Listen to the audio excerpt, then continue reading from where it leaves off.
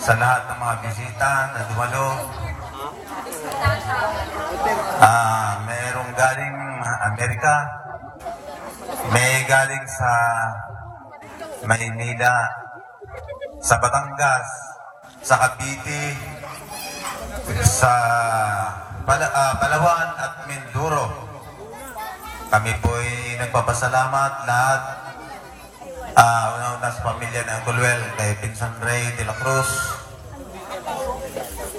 dahil sa kanilang pagpupursige na ito ay magiging maganda ang ating pag-iipon at ipon-tipon ngayong araw na ito.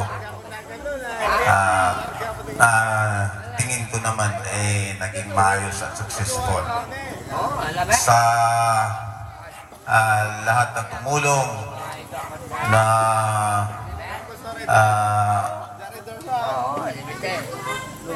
sa lahat ng tumulong, lalo higit sa ating mga barangay officials at kay Mayor Eddie Lota na nangako na bago dumating itong pagtitipong ito ay mapasimento itong karsada natin at natupad ang kanyang pangako. Palakpakan po natin si Mayor Eddie Lota at sa kanyang mga barangay officials.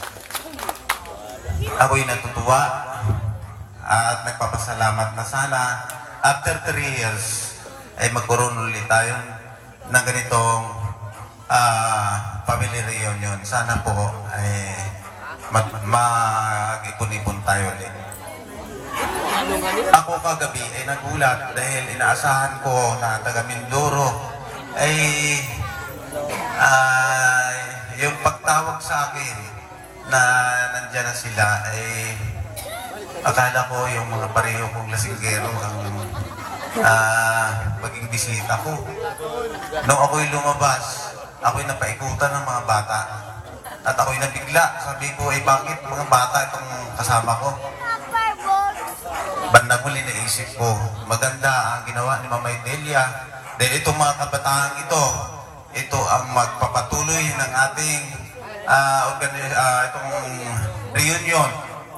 At ito ay makapagsabi na kami pala ay mga mayroong kamag-anak dyan sa Tablas na itong lugar na ito ay lugar ng ating mga ninuno kay Mama Idang.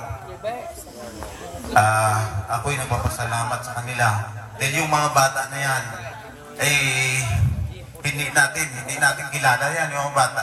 Yan, sana balang araw sila uli makakasama natin.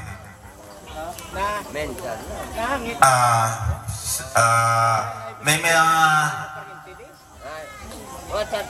kamag-anak tayo uli din na nagbigay ng tulong kagaya ng yung may sila Bernel Katahay, sila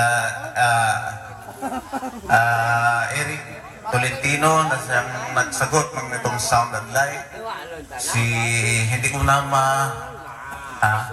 si Ryan Galin, sino pa?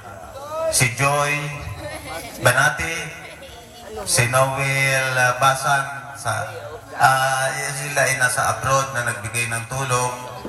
Bernel. Sino pa? Bernel. Mark J. Katay, at marami pa. Kung hindi ko man mabanggit yung iba, ay salamat.